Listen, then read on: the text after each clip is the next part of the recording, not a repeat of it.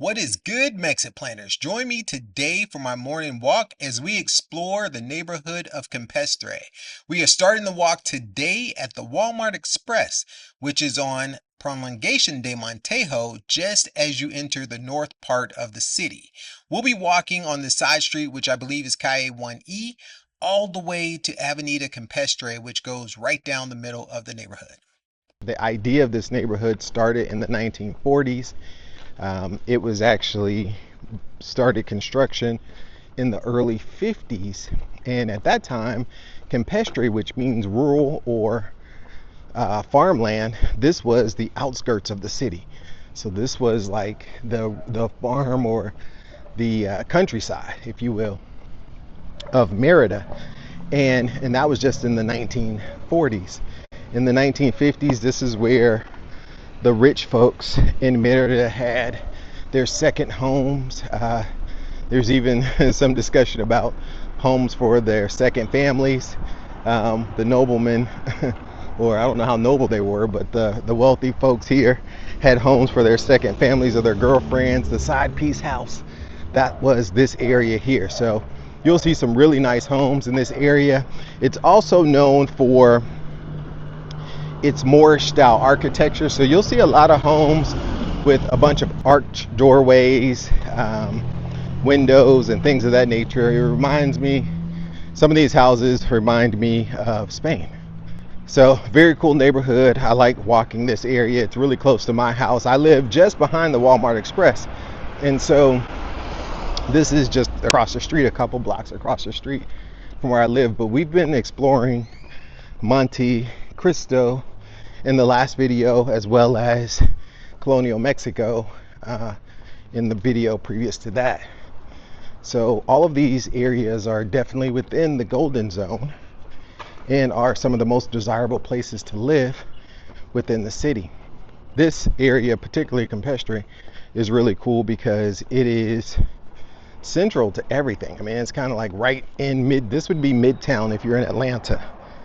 It's actually a pretty quiet morning so far. Beautiful morning, sunny Friday morning. We are now on Avenida Campestre, and to the right of the street, if you cross over and keep going, that is still Campestre. There's a couple of blocks. The Cuban consulate was over there in one of the older homes, but that is still part of the Campestre neighborhood.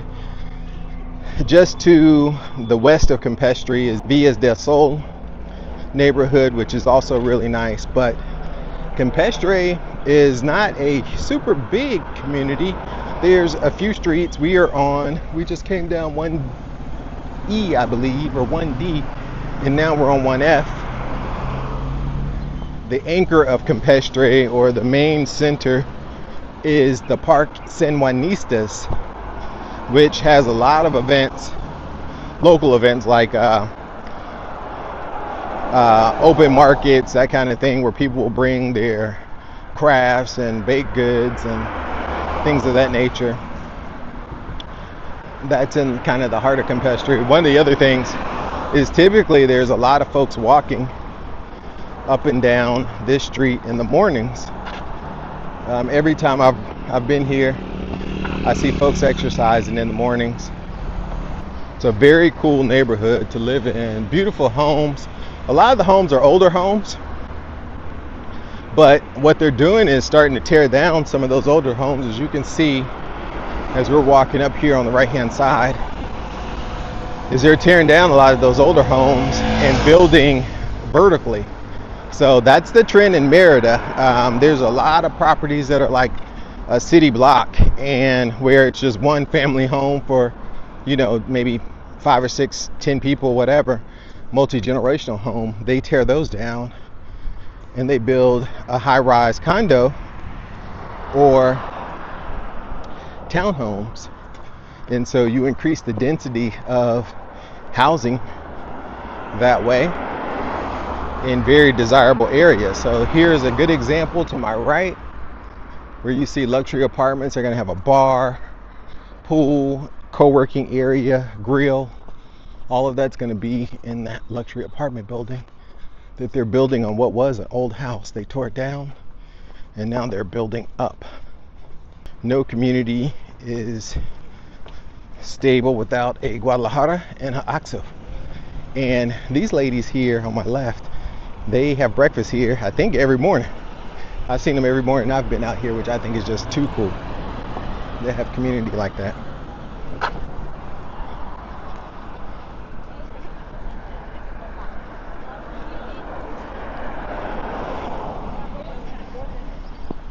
One of the cool things about OXXO is they actually have like food, tacos and such in there. Not just, some of them have like a real situation. All right, I'm gonna cross over because we're coming up on one of the most famous houses here in Campestre, and it's beautiful. It is a great example of the Moorish style housing. I was in Granada, Spain a few years ago, I think it was 2012, and got to visit the Alhambra, which is just absolutely gorgeous. One of the nicest mosques I've ever been to. In Granada, you got to see the Moorish influence all over the place. All of this to the right is still Campestre. The house to my left has a security guard tower. Here are the walkers here coming. These guys and ladies are out every day I've been down this street. But this house here, check it out. Moorish style architecture, it's beautiful. Absolutely stunning. I actually thought this was a mosque when I first got here, but absolutely stunning home. Buenos dias. Buenos dias. Absolutely beautiful. Oh, they have a little koi pond or water pond around their fountain with the water lilies. Check this out. Gorgeous. And as far as I know, it's a private residence. Just across the street from Parque San Juanistas, which we're gonna walk over there.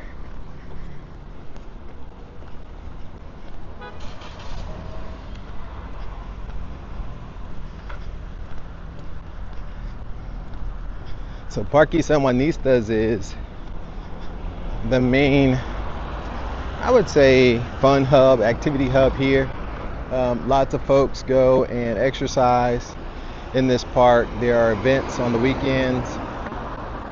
It's a really cool park. They have power outside, which is one of the reasons we like it.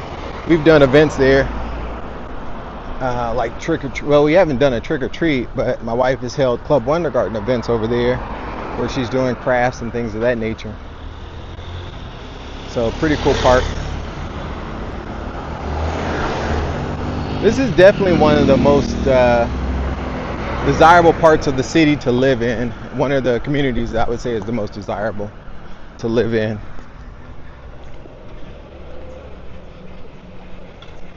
Mainly because of its access to the main streets, like Avenida Campestre, and also because of just services. You have pharmacies and stores here. Buenos dias.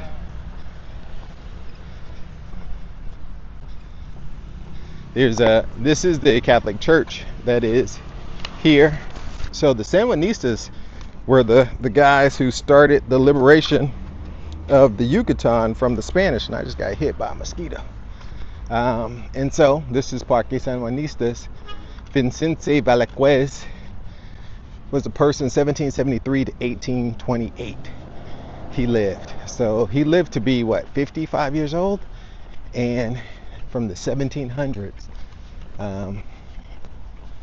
So that's a little bit about Parque Sanjuanistas. And this is the cathedral or the church that's here in Sanjuanistas. Beautiful tree. This area that we're walking in now, it's this is where they set up tents and what have you when they have events and they have power, and it's pretty nice.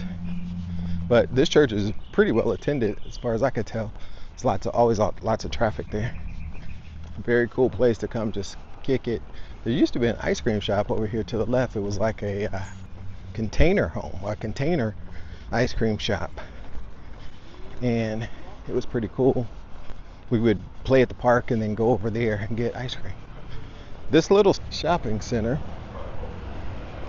has a couple of things in it that are pretty nice. There's a good bakery over here. There used to be, it's 8 o'clock, time for mass.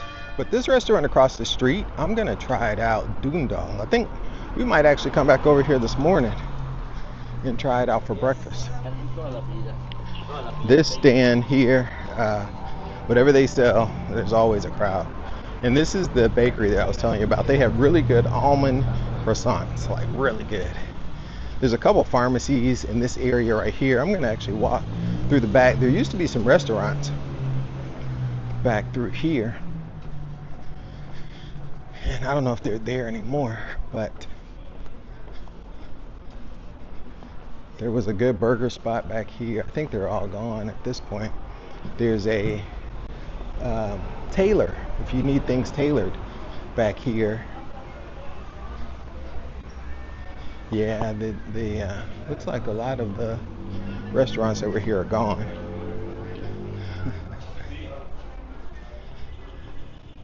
I came this way to also show you this mural. So how cool is that? It's a pretty cool mural. But there's the dry cleaners here on the corner. Hey guys, before we got too far away on our walk, I wanted to take you over to the Dundal building. This is the building that I referenced before we entered the shopping plaza, but this is a series of boutiques, galleries, and a restaurant, and they have this amazing koi pond and garden. They've converted their pool, so they have all these butterfly koi, but the restaurant inside is called Kishti. And I had a habanero cold brew, which was really cool, and chilaquiles. My wife had a chai latte, I believe it was. But they also have this really nice patio outside or garden with a bar, and then this really nice palapa that I bet you they do some pretty cool events in there, like yoga and what have you. So definitely go and check it out if you're in Campestre. And then there are 3 pharmacies in this plaza.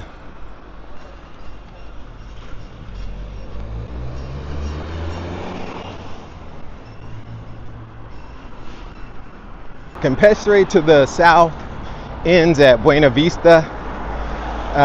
To the north, it ends at Villas La Hacienda. And then you really have to cross over the street, a prolongation de Montejo, but that's where it connects with Colonial Mexico as well as Emiliano Zapata Norte.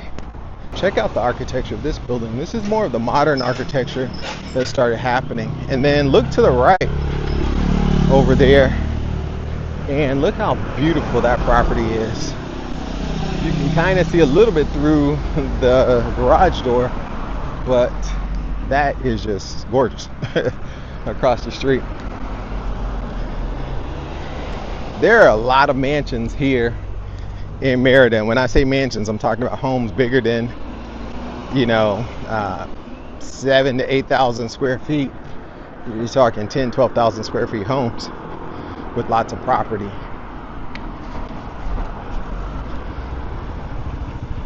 As you saw in the previous video on Mansion Row, I mean, there's just major big house after the other, but that's not limited to a single part of the city. Like it is, well, I should say it's not limited to just one neighborhood, because all of the areas like Campestre or Emiliano Zapata Norte, San Ramon Norte, Montes de Ame, Montebello, Monte Real, all of them have mansions in them. So we are now approaching the main street that separates Campestre from it smells so good over here. Sorry, I lost my train of thought. We're approaching this main street that separates Campestre from Buena Vista. If we cross over this main street, we'll be in Buena Vista. If we keep, we're gonna turn, but this is Avenida 21, or 21, Calle 21. And it's a cross between, this is a main street that goes between here and Avenida Tecnologico. So Tecnologico is kind of the other north-south route in Merida, and it eventually merges back with Prolongación de Montejo. Across the street is Casa Thai. They do excellent Thai foot massages over there for the low, like 250 pesos or 260 pesos, something like that, which is 20, not even $20, $15 or $16. To my left here is the Artisan Bakery. So this restaurant here is the Artisan Bakery. Good coffee shop. They have good coffee, good pastries, really good pastries. I'm curious what your favorite part of the Campestre neighborhood is. Leave me comments below. All right, guys, we're approaching Prolongación Paseo de Montejo, and this is the major intersection, north-south route throughout the city. If you keep going to the right here, it'll take you all the way down to Centro and Paseo Montejo, and if you go north, it takes you all the way to the beach. So this is the main street, and this is the edge of Campestre neighborhood on this side of the street at the Waldos. And we're coming up on my gym, which is the W Gym, where I go to work out. They have a great pool in this little shopping center if you're looking to do laps or what have you. And there's no contract, and the fee is like 750 pesos per month, and you just pay as you go on a monthly basis. So highly recommend the W Gym. Good gym facilities and a really good pool. That's it for this video. If you like this video, do me a favor, smash that like button, share it with someone that you know who is interested in the neighborhoods of Merida. And until next time, MexitPlans Monty, I'm out.